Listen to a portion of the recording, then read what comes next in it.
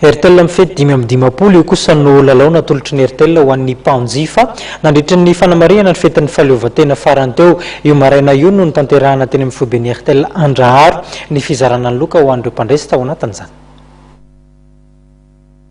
Mpanjifa misa 5 no nomen'ny Airtel loka androany maraina ateny amin'ny foibeny Andraharo.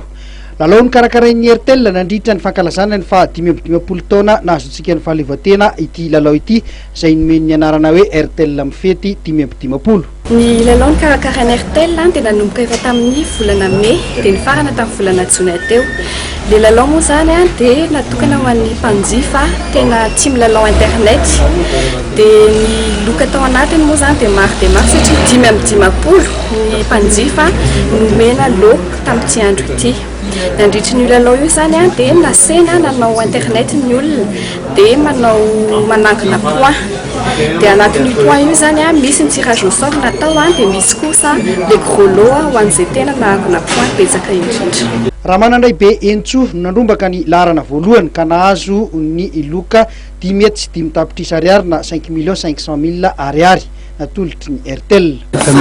Be mihitsy hitako hoe ambony ihany aloha le point azoko fa zaho tsy nieritreritra hoe andeha ho azy voaloha mandray anjara ihany rehefa misy kilalao ataony Airtel tena mahafapo indrindra hoe nahazoka voaloha.